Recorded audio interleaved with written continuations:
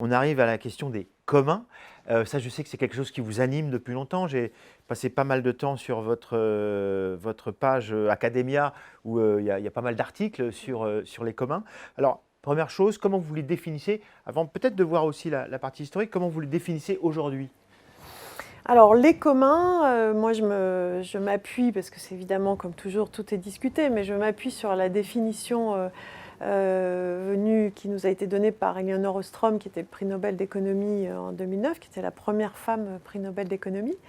Le commun, c'est à la fois une ressource qui va être partagée, donc une ressource qui peut être matérielle ou immatérielle, hein, ça peut être un four à pain, un jardin, comme ça peut être un logiciel ou une connaissance, et qui va être partagée par une communauté, ça c'est un point très important, donc une communauté qui peut être toute petite ou qui peut être très large. Donc quand je dis tout petite, ça peut être les habitants autour d'un jardin partagé avec une dizaine de personnes, comme ça peut être les milliers de contributeurs à un logiciel libre, et qui vont se doter d'une forme de gouvernance qui va, gouvernance ou gouvernementalité, c'est un terme que je préfère mais qui a fait un petit peu pédant, en tout cas qui vont se co-construire des règles qui vont permettre de gérer ce commun, de le protéger, parce que évidemment toute ressource peut être l'objet de prédateurs, donc qui vont permettre de protéger la ressource, éventuellement de la faire fructifier, de la faire grandir, de la faire s'épanouir.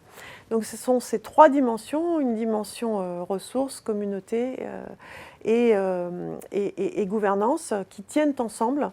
Et c'est ça tout l'intérêt des communs. C'est-à-dire que d'habitude, très souvent, quand on voit il y a pas mal de réflexions qui vont se concentrer sur le renouvellement de la question démocratique, par exemple. Donc on va parler de démocratie participative, de comment on dépasse la démocratie représentative, etc. Mais on prend uniquement la lunette démocratique. D'autres qui vont essayer d'inventer une autre économie, etc. Alors que là, le commun a une approche très holistique qui permet de tenir les trois bouts de l'économie, du social et du politique. Et c'est ça qui est, à mon sens, extrêmement fécond dans ce modèle des communs et qui aujourd'hui se répand de plus en plus. C'est ça qui est très intéressant. Alors comme toujours, quand un concept a du succès, on voit aussi un peu de commons washing, hein, c'est-à-dire un peu de détournement du concept avec une tendance à le vider. Certains autour de moi qui sont aussi on va dire des promoteurs de communs s'en désolent. Moi, je considère que c'est bon signe, quoi. Voilà, quand certains veulent détourner un concept, c'est qu'il marche, c'est qu'il a du sens, c'est qu'il est pertinent. Voilà. Et donc aujourd'hui, ce qui est intéressant, c'est que quand je dis que le concept sort d'un cercle de militants ou d'un cercle, on va dire, oui, de personnes engagées. Aujourd'hui, du côté de l'État français, on soutient les communs numériques, le développement de communs numériques. Alors après, certains vont considérer que c'est pas exactement comme il faut, etc. Enfin voilà, on peut éventuellement critiquer la manière dont c'est fait, mais c'est pas la question là. Ce qui est intéressant, c'est que l'État décide de soutenir des communs numériques. En visitant la page Wikipédia, un commun justement, commun de la connaissance, hein, qui fonctionne très très bien, on s'aperçoit que finalement cette question du commun, on la trouve jusqu'à au moins la Rome antique, que la question du commun est évidemment tout à fait vérifiable avec le Moyen-Âge, mais vous voyez vous aussi deux temps très importants, qui est le modèle plutôt coopératif, c'est ça, ou mutualiste. Alors les différences? Les communs ont toujours existé, mais comme pratique sociale. Mais ce qui est intéressant, c'est le moment où ils vont commencer à être institutionnalisés et reconnus. Donc au XIIIe siècle, on a, au moment de la Grande Charte, on a une seconde charte qui s'appelle la Charte des forêts, qui va, pour la première fois, dans un document écrit, reconnaître les communs et de fait les protéger. Et cette reconnaissance, elle est liée à la période du Moyen-Âge, où effectivement il y avait toute une partie des terres féodales qui étaient laissées aux paysans, sur lesquelles les paysans avaient des droits, le droit de glanage, le droit de cultiver, etc. Donc une protection des communautés paysannes par rapport à des terres qui au départ étaient propriété de la noblesse. Et ces communs, ils vont perdurer. On en trouve encore des traces dans les territoires en France. On retrouve encore, près de la ville du Puy, il y a des fours à pain qui sont des communs. Dans d'autres régions, vous trouverez des lavoirs qui sont d'anciens communs. Voilà, on trouve des traces de ces communs historiques.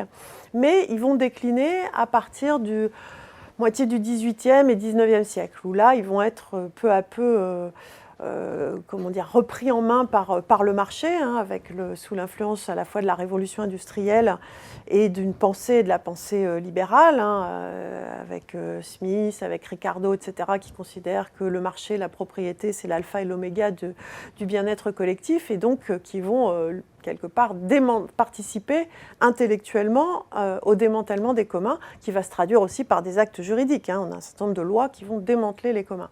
Côté Royaume-Uni, enfin Angleterre à l'époque, c'est au moment du développement de l'industrie lainière que les communs vont commencer à souffrir. Pourquoi ?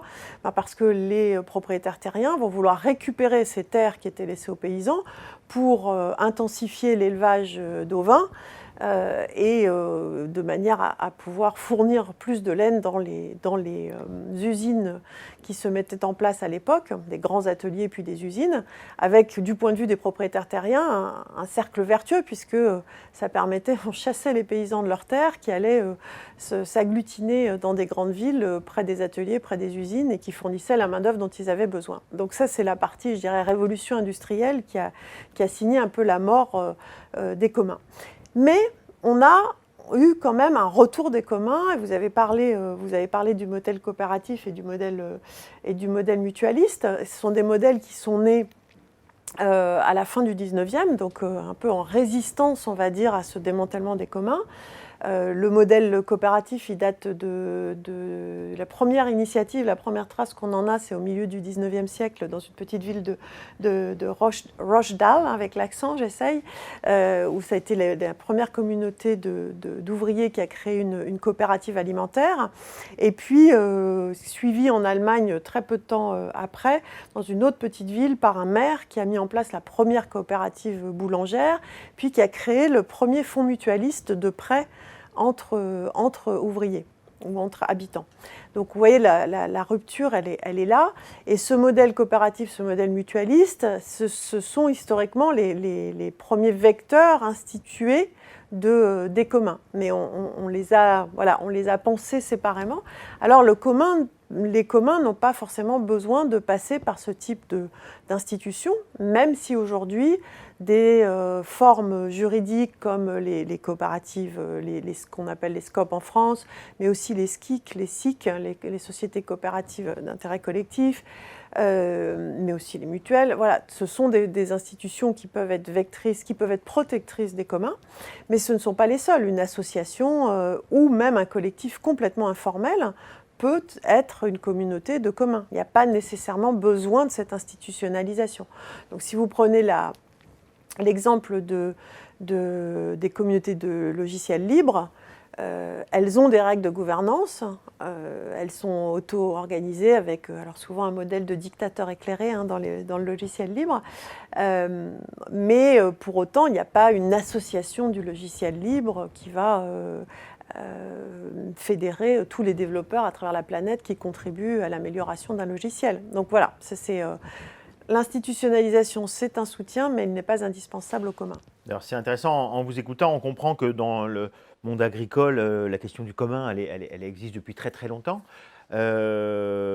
En revanche, on peut considérer en effet, vous mentionnez le monde de l'open source, du logiciel libre, ça a donné un autre élan, et peut-être même surtout l'Internet, puisque d'ailleurs même la communauté open source, elle est aussi née de l'Internet, elle est née du partage numérique de ressources au travers du monde. Donc là, il y a vraiment, on a vécu avec les années peut-être forcément, on va dire 90, un espèce de deuxième élan du commun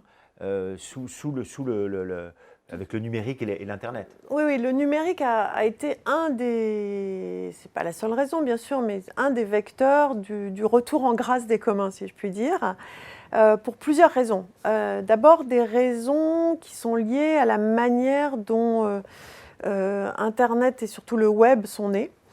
Le web, au départ, vous savez que ça a été les protocoles du web qui ont été conçus au CERN sous la houlette de Tim Berners-Lee. Eh bien, à un moment, le CERN, à l'invite de Tim Berners-Lee, a décidé que ces protocoles qui étaient au cœur du web, qui sont toujours au cœur du web, allaient être des protocoles ouverts. Donc, ils ont fait de ces protocoles des communs. Donc, au cœur de l'histoire d'Internet, on a les communs. Ça, c'est une première raison. La deuxième raison est liée aussi à la spécificité des ressources numériques. Les ressources numériques, les économistes appellent ça des biens non rivaux, non exclusifs, c'est-à-dire qu'il est très difficile de les enfermer, contrairement à un objet tangible. Voilà. Donc, si on prend l'exemple d'une information, si vous me demandez l'heure qu'il est, je vous la donne, ce n'est pas pour autant que je m'en prive, on peut la partager, elle peut circuler très facilement. Et donc, les ressources numériques, elles vont permettre de dissocier l'information et la connaissance d'un support physique. Donc la musique que vous écoutiez avant sur un disque, une cassette, elle est dissociée, donc elle peut circuler. Donc avec la numérisation, on multiplie les ressources qui ont une facilité à circuler. Ça ne veut pas dire qu'elles ont nécessairement vocation à circuler, mais en tout cas, on se libère de la problématique de la ressource enfermée et limitée. Donc à partir de là, ce sont des bons candidats au partage. C'est beaucoup plus facile d'aller partager une ressource immatérielle. J'aime pas beaucoup ce terme immatériel parce qu'il a l'air de dire qu'il est évanescent alors qu'on sait très bien que le numérique est très matériel, mais ça c'est un autre sujet. Mais enfin, appelons-les les ressources immatérielles ou disons les connaissances, les savoirs et les informations. C'est beaucoup plus facile de les partager que de partager un jardin, un four à pain, des semences ou une table. Voilà. Donc ça va en faire des candidats au commun. Et la troisième raison liée au numérique, c'est que le numérique, à travers les réseaux, va permettre, non seulement va faciliter la circulation de ces connaissances libérées de leur support matériel, mais ça va aussi permettre de créer des communautés distribuées.